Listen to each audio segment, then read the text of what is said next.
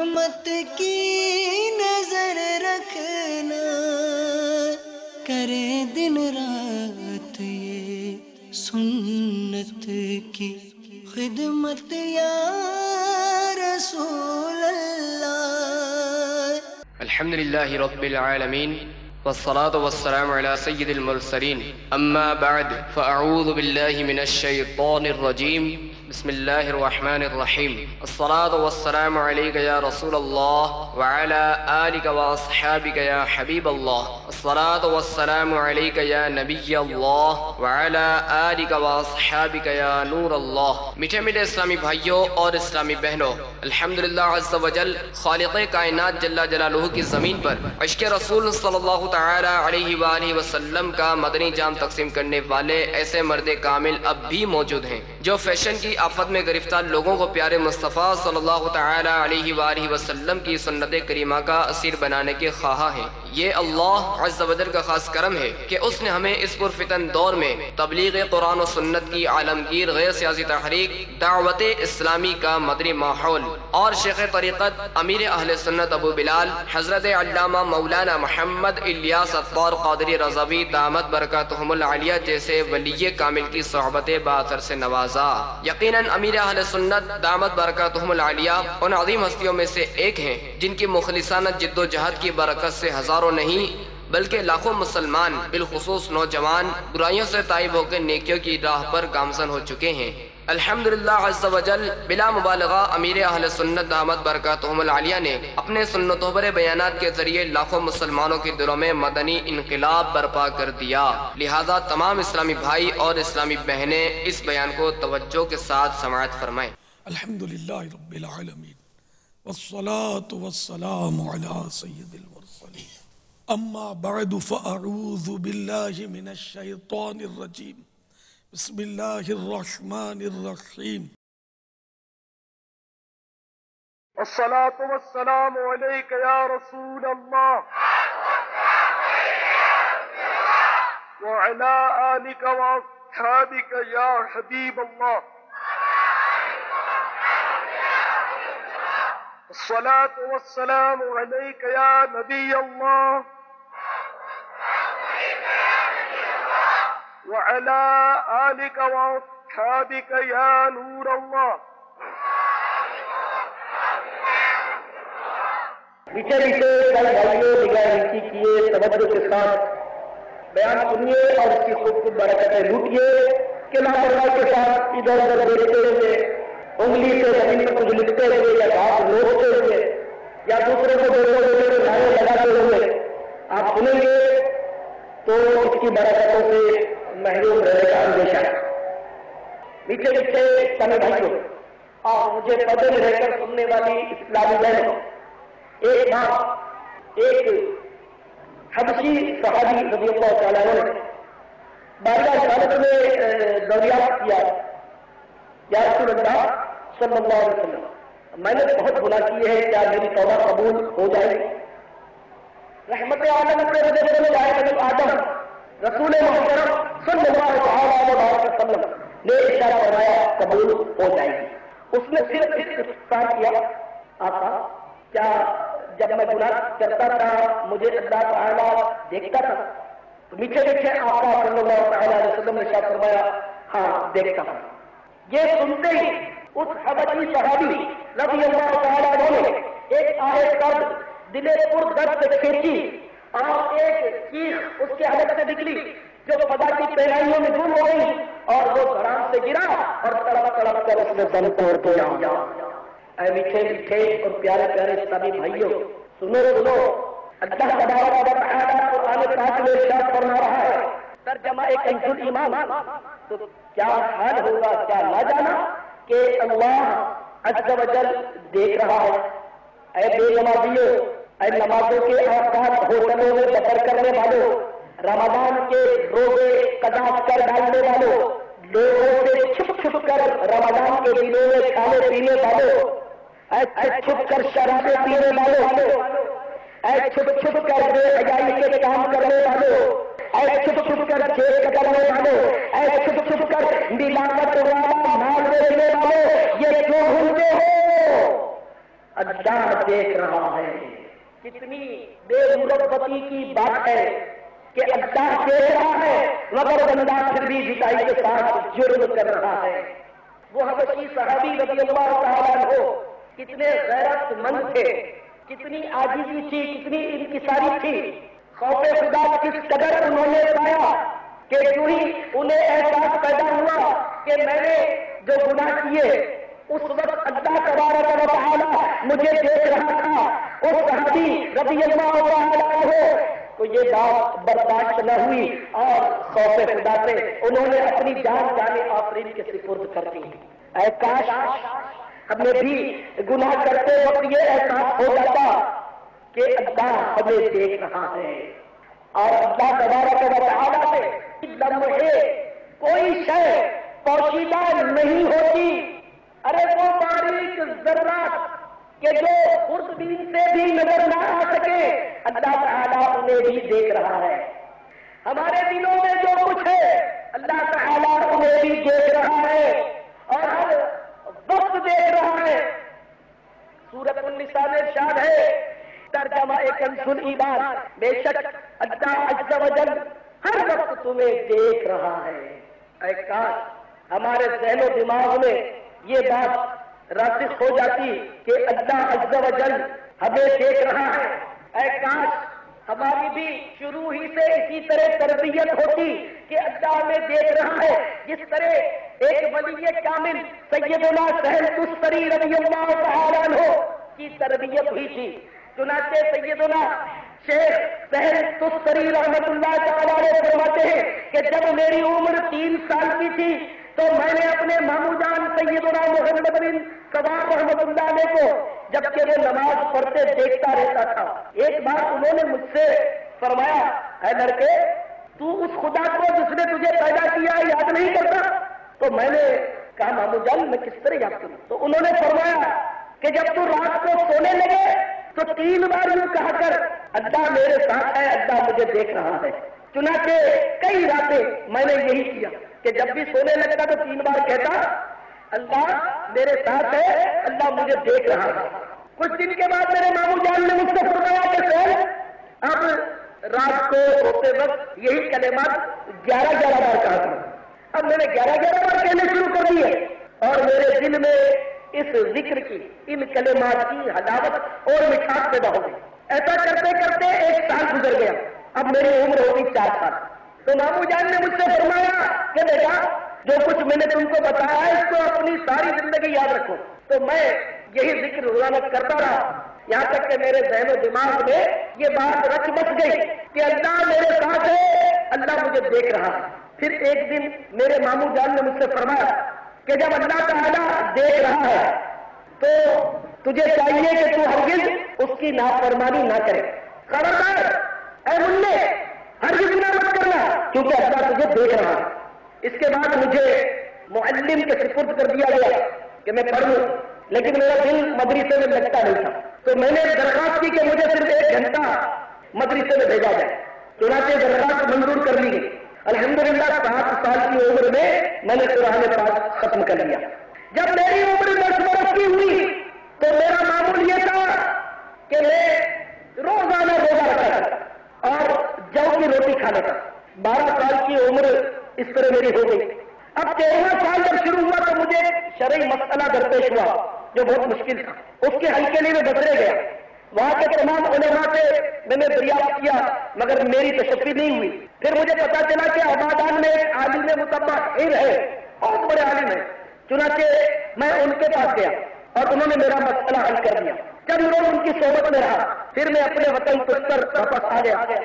یہاں میں نے 1 درہم کے جو خریدے. افطار کے وقت 2 کی روٹی بغیر سالن کے کھا لیا کرتا اور سال بھر کے لیے 1 درہم کے جو کافی ہو جاتے. پھر میں نے ارادہ کیا کہ اب 3 دن کے بعد 1 بار کھایا کروں گا. چنانچہ اب میں اس کا بھی عادی ہو گیا اور اس کی طاقت پیدا ہو گئی. تو پھر 5 دن کا فاقہ شروع کیا، پھر 7 دن بھوکا رہنا شروع کیا، یہاں تک کہ میرے اندر یہ عادت پیدا ہو گئی کہ 25 دن میں 1 بار کھاتا اور 20 سال کی عمر تک میری یہی حالت رہی کہ میں 25 دن تک روزانہ بھوکا رہتا اور رات بیداری کرتا. تو میرے میٹھے میٹھے پیارے پیارے صحیح بھائیوں، آپ نے دیکھا کہ ماموں جان کی شفقت، 3 سال کے بچے کو یہ ورد سکھا دیا کہ بیٹے سوچتے وہ 3 بار کہہ دیا کرو کہ اللہ میرے ساتھ ہے، اللہ مجھے دیکھ رہا ہے۔ اس کلمات کا ورد جو ہے اس نے اس 3 سال کے بچے کو ولایت کی اعلیٰ ترین منزل پر پہنچا دیا۔ اور آج یہ سیدنا سہیل تستری رضی اللہ تعالیٰ عنہ بہت مشہور ولی اللہ ہے اور بڑے عاشق رسول اور عاشق اہل بیت تھے۔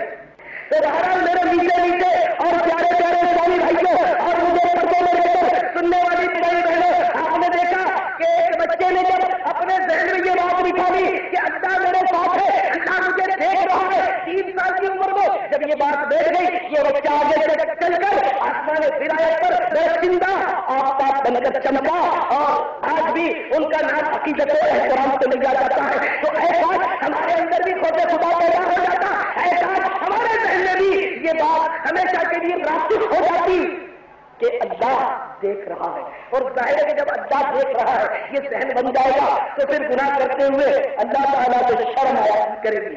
سیدنا جنید بغدادی رضی اللہ تعالیٰ عنہ کی بارگاہ میں کسی نے عرض کیا، علی جان میں اپنی آنکھوں کو بدنگاہی سے نہیں بچا پاتا، کوئی حل بتا دیجئے کہ میں بدنگاہی سے بچوں۔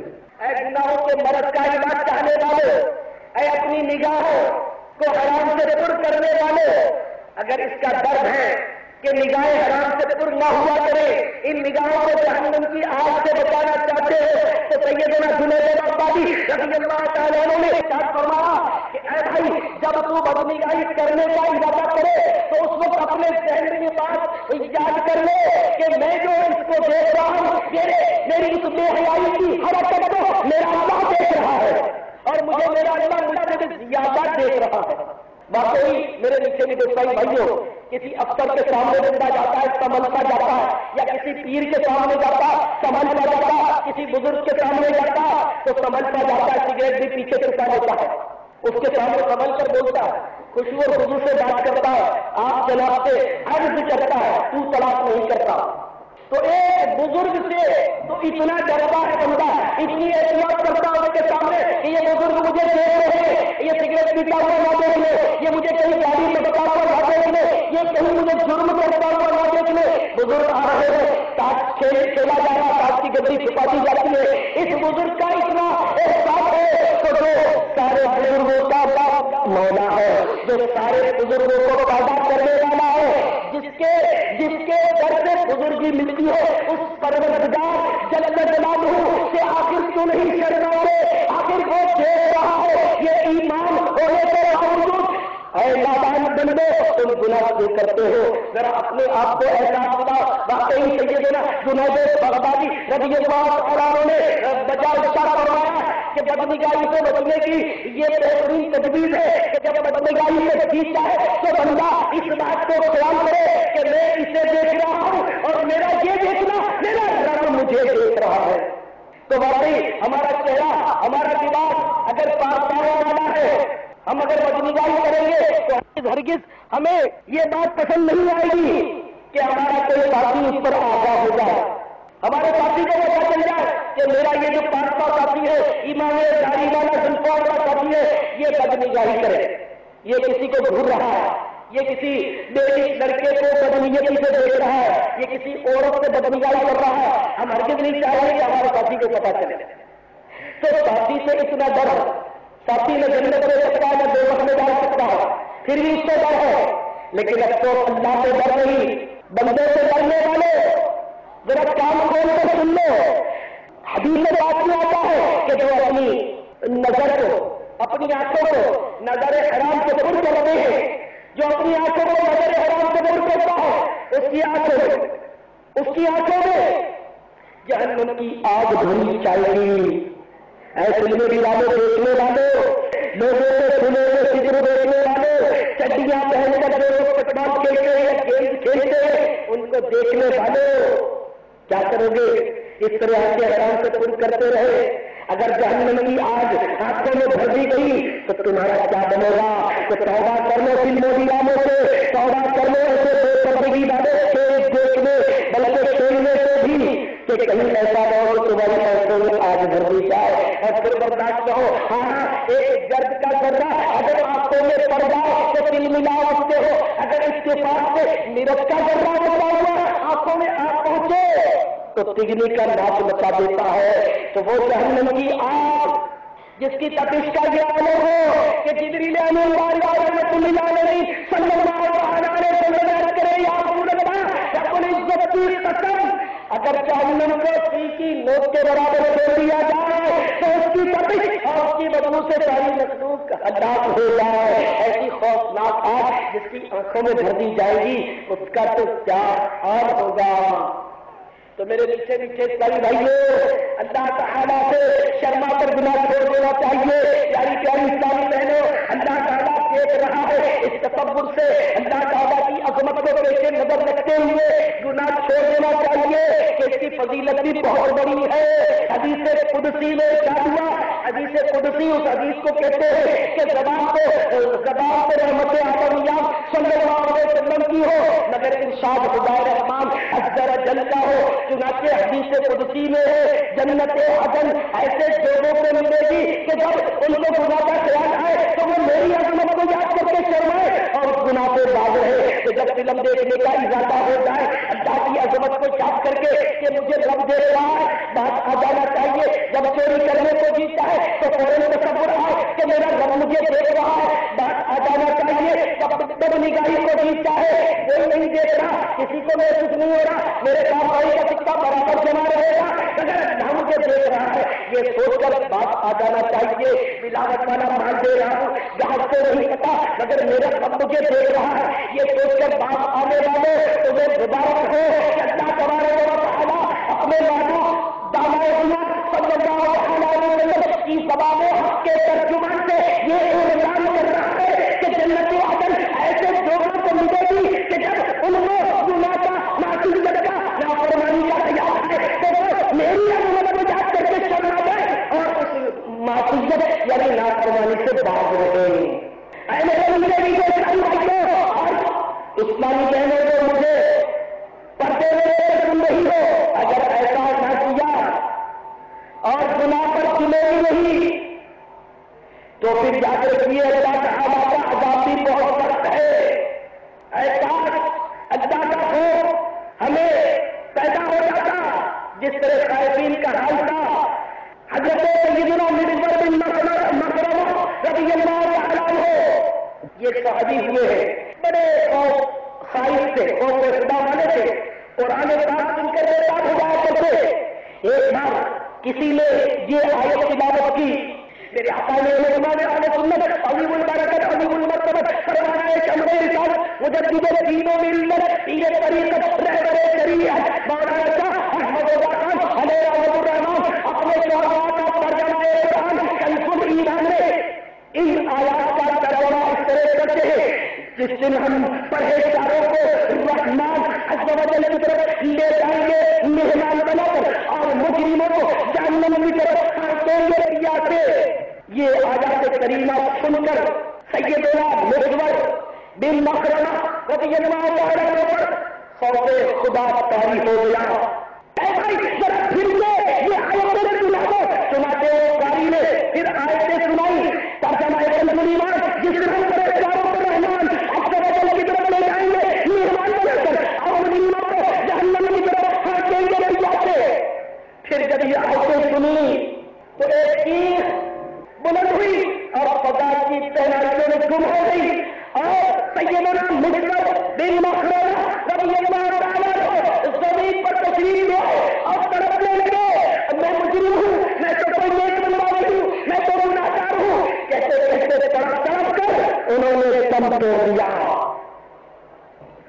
صحابہ کرام رضوان کے خوف کا یہ حال انہیں اس قدر احساس ہوتا تھا.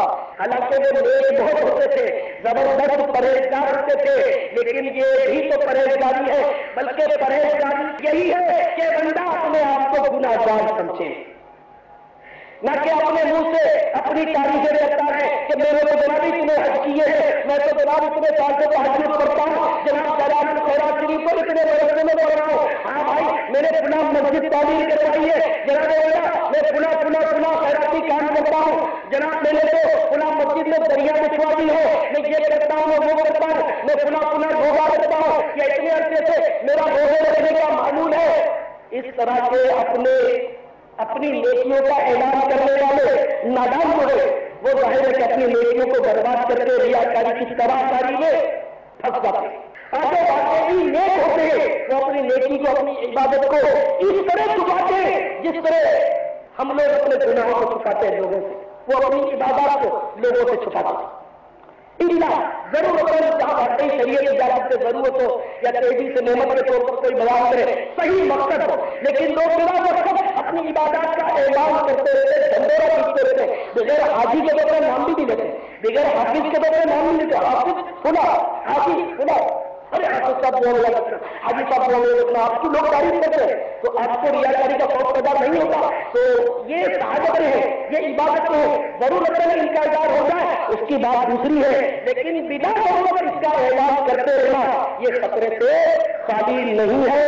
تو میرے پیچھے اور پیارے پیارے اسلامی بھائیوں اور مجھے پردے میں لے کر سننے والی اسلامی بہنیں، ہمارے اندر خوف خدا پیدا ہو جائے، ہمیں یہ ہر وقت احساس رہے کہ ہمارا رب ہمیں ہر وقت دیکھ رہا ہے، اللہ ہمیں ہر وقت دیکھ رہا ہے۔ جب بھی گناہ کو جیتا ہے تو یہ احساس ہو کہ اللہ ہمیں دیکھ رہا ہے، جب کسی عبادت کا اظہار کرنے کو جیتا ہے تو پھر احساس ہو کہ جس اللہ کے لیے عبادت کی جاتی ہے وہ اللہ دیکھ رہا ہے، کہیں وہ ناراض نہ ہو جائے کہ یہ مطلب بندوں کو کیوں سناتا ہے، بندوں کو کیوں بچاتا ہے۔ تو اس لیے جس کے لیے عبادت کی جا رہی ہے بس وہی دیکھے اور کوئی نہ دیکھے، جس کے لیے عبادت کی جا رہی ہے بس اسی کو معلوم ہو اور کسی بندے کو معلوم نہ ہو، تو اسی میں حقیقت میں عبادت کی حلاوت اور عبادت کی مٹھاس ہے۔ آج خوشی و سرور نہیں ہے، ہمارے اندر طرف نہیں ہے، ذوق و شوق نہیں ہے، اس لیے کہ ہماری عبادت میں اخلاص کا دور دور تک کوئی عطا پتا نہیں، علم بھی نہیں۔ علم ہوگا تو شاید علم رہنمائی کرتا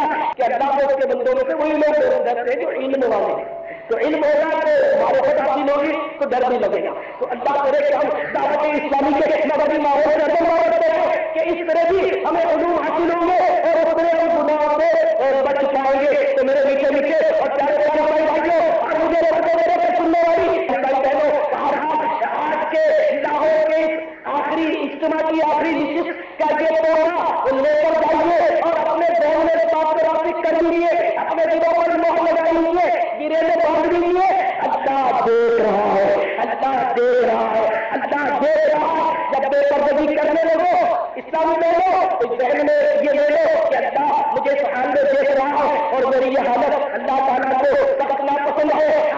میرا سرور کائنات چاہے صلی اللہ تعالیٰ وسلم نے ایک منظر یہ بھی دیکھا کہ ایک عورت بالوں میں لٹکی ہوئی ہے، جناب اس کا کھول رہا ہے، آپ کی خدمت صداقت کا قدم عرض کیا گیا کہ یہ عورت اپنے بال مردوں کو نہیں چھپاتی تھی، تو اپنے شوہر کے پیچھے، اپنے بھائی کے پیچھے، اپنے باپ کے پیچھے اسکوٹر پر بیٹھی ہو، پیچھے چٹیاں لگاتی ہے، لوگوں کے سامنے تمہارے بات ظاہر ہوتے ہیں، اس عذاب کو یاد کر لو کہ کہیں عذاب ہو گیا برداشت نہیں ہو سکے گا۔ ایک عورت کو دیکھا اس کا جسم آگ کی روشنی سے کاٹا جا رہا تھا، عرض کیا گیا یہ اپنا جسم غیر مردوں کو دکھاتی تھی۔ تو میری اسلامی بہنیں توجہ سے سن لیں، پابندی پردے کی پابندی کرے۔ آج کل کے یہ جاذب نظر بولتے فلاور چادریں، رنگین چادریں، اٹریکٹیو چادریں، اس سے شہوت کو مزید تحریک ملتی ہے اس طرح کے کپڑوں سے، بلکہ خیمہ جناب برقع ہو، موٹے دھبے کے پڑے جس میں کسی قسم کی جاذبیت ہو، اس کو بھی مدنی برقع کہتے ہیں، تو اس میں پتہ نہ چلے کہ اندر بوڑھی عورت ہے یا جوان عورت ہے، احساس ایسا ہو جاتا کہ ہماری بہو بیٹیوں کو حقیقی معنوں میں پردہ نصیب ہو جاتا۔ اور اسلامی بھائیوں کو بھی کام کھول کر سن لو، تو میرے پیارے پیارے بھائیوں آپ بھی توبہ کر لو، اور جن جن پر آپ کی حکومت ہے، حاکم ہے، بیٹی پر حاکم ہے، بیوی پر حاکم ہے، جن جن پر حاکم ہے ان کو شفقت کے ساتھ، محبت کے ساتھ، حکمت کے ساتھ پردہ نافذ کیجیے، ورنہ آپ پھنس جاؤ گے۔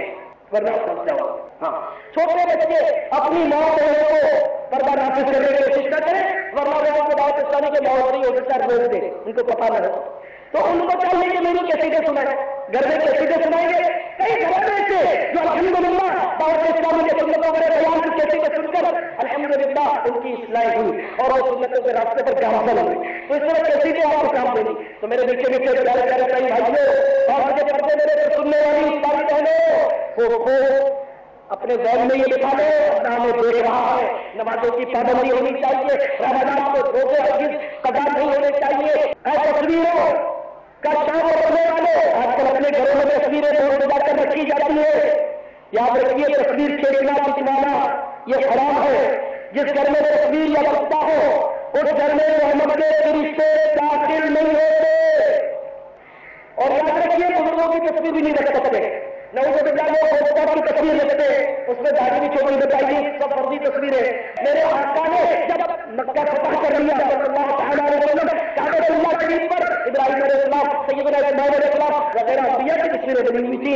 میرے آقا کے حکم سے بہرحال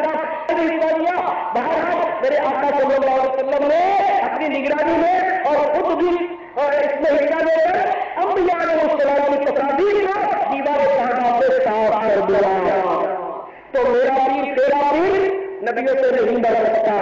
تو تصویر بہرحال شرعن اجازت نہیں ہے. اللہ تعالیٰ ہمارے ہاتھ پر رہنے کا تو آپ کو کبھی طے کر لیں کہ کیونکہ اب اللہ دیکھ رہا ہے ہم پوری کوشش کریں گے گناہوں سے بچنے کی. داڑھی بھی نہیں مدار کریں گے کہ اللہ کو معلوم مجھ سے چھوٹی کر دو وقت کر دو داڑھیوں کو معاف کر دو. یہودیوں کسی صورت مت بنو تم کے پیاسی کے رسول ہو تم اس کے رسول جھوم جھوم کر کے رسول کے دعوے کرتے ہو اور تمہارا چہرہ یہودیوں دیکھا نہیں دیکھا. حدیث میں چنانچہ اپنے چہرے کو ایک مٹھی داڑھی سے بچاؤ.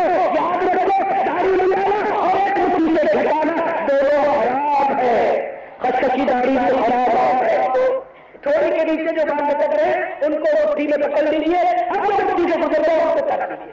تو ایک مٹھی داڑھی کا بھی عہد کر لیجیے. دعوت اسلامی کے جہاں جہاں اجتماع سے اس میں ضرور شرکت کروا کرے اور نیکی کی دعوت کے لیے علاقائی دورہ بھی کیا کرے اور ہر مہینے سنت کو بڑے قافلے میں ضرور سفر کیا کرے. اللہ توفیق دے تو 12 مہینے میں 30 دن مسلسل بھی قافلے میں جائیں اور اللہ مزید توفیق دے زندگی وفا کرے تو عمر بھر میں پورے 12 مہینے سنتوں کی تربیت کے لیے مدنی قافلے میں نکل جائے اور ثواب کا انبار جمع کر لے. تو آج قبول کرو کہ آج کے بعد ہماری آج میرا تو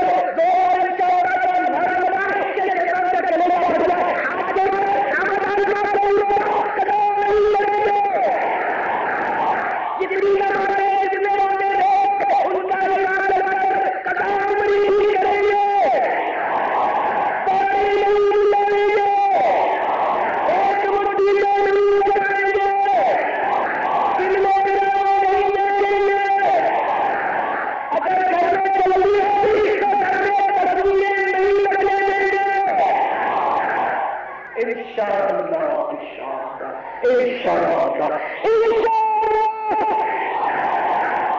امیر اہل سنت نے بڑے مختصر وقت میں عالم اسلام میں وہ انقلاب پیدا کیا ہے، وہ فکر ڈیولپ کی ہے جس فکر کے ذریعے ایک نوجوان نسل کے اندر تبدیلی آئی ہے. وہ نوجوان نسل جو اپنے ماں باپ کا احترام نہیں کرتی تھی، چھوٹے بڑے کا حیا ادب نہیں تھا، دین نام کی کوئی چیز ہمارے اندر نہیں تھی، بلکہ یوں سمجھ رہیے کہ ہمارے نظام تعلیم نے بے دین بنا دیا تھا ہمارے پورے سسٹم کو، پورے نوجوان کو اور آنے والی نسل کو. لیکن کچھ ہی سالوں کے اندر دعوت اسلامی نے وہ انقلاب پیدا کیا کہ چھوٹے چھوٹے بچے سروں پر امامہ سجائے جب گھروں سے نکلتے ہیں تو یقیناً نگاہیں ٹھنڈی ہوتی ہیں، انسان کی روشنی میں اضافہ ہوتا ہے. میں یہ سمجھتا ہوں کہ دعوت اسلامی کے جتنے شعبہ جات ہیں پوری دنیا کے اندر آج ان کی ضرورت ہے. پورا عالم اسلام بے چین تھا کہ ہمیں کوئی ایسی مثبت آواز ملے جو امت کے درد کو محسوس کرتے ہوں. میں یہ سمجھتا ہوں کہ امیر اہل سنت ابو البلال حضرت علامہ مولانا محمد الیاس ستار قادری رضوی دامت برکاتہم العالیہ اس وقت پورے عالم اسلام کے رہنما ہیں، اور امیر اہل سنت نے باقاعدہ اولیاء اللہ کی طرز پہ زندگی کو گزارا.